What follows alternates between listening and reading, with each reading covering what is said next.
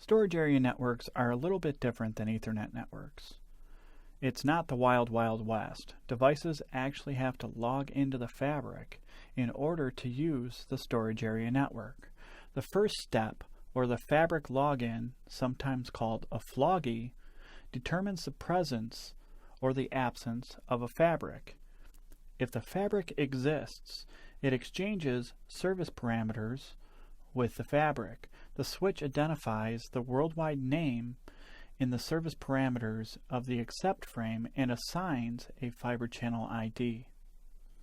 It then initializes buffer-to-buffer credits. We'll learn about those later on, but those help ensure that we have a lossless fabric. Once the device is logged into the fabric, it then needs to create a port logon, or a ploggy. This is required between two nodes that want to communicate across the fabric. Similar to a floggy or fabric login, it transports a port login frame to the designation node port.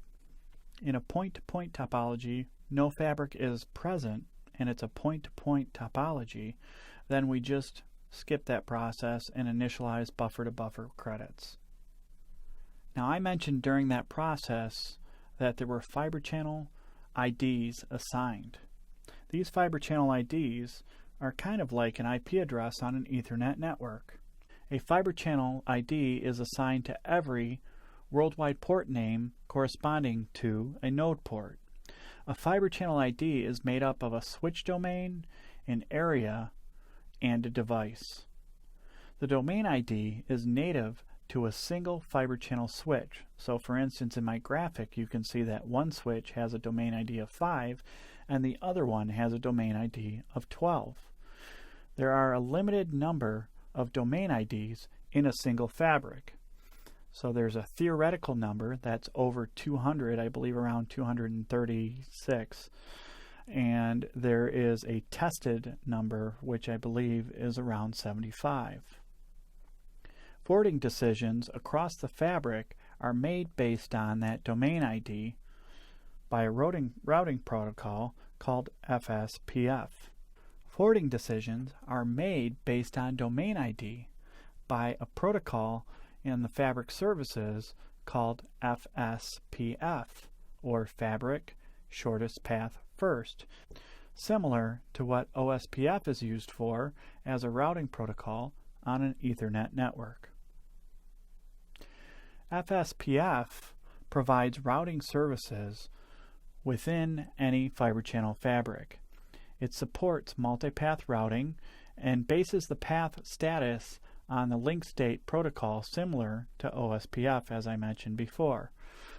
It routes hop by hop based only on the domain ID, and there's one domain ID per switch and up to 75 per fabric. Once you use all 75, you're all done. So we have ways of getting around that called NPV, which we'll explain later on. The FSPF protocol runs on the E-ports or expansion ports or the TE ports or the trunking expansion ports, basically the inner switch links between the devices, and it ensures a loop-free topology.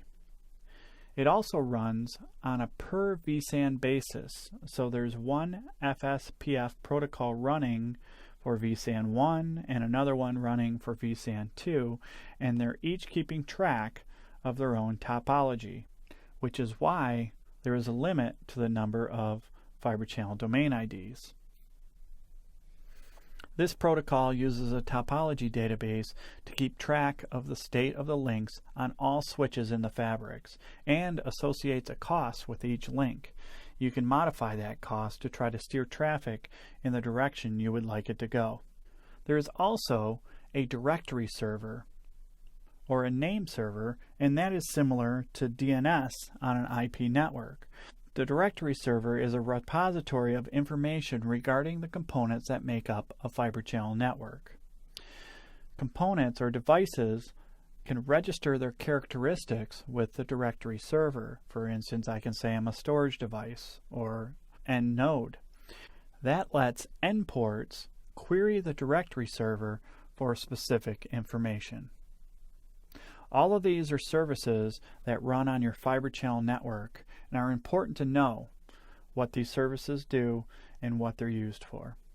Please join me for the next lesson, Understanding Initiators and Targets.